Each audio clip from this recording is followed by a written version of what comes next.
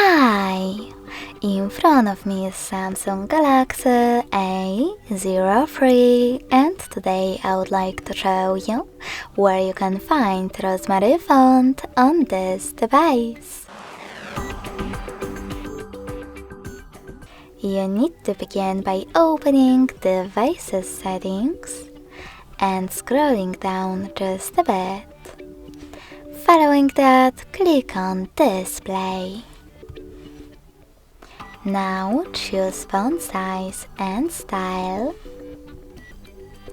Go into font style and click on Download fonts.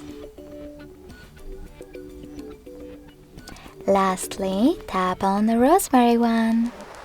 In order to install it and apply it, select Install at the bottom and choose Apply after that.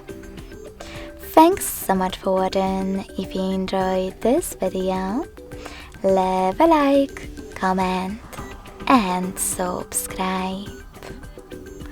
Bye!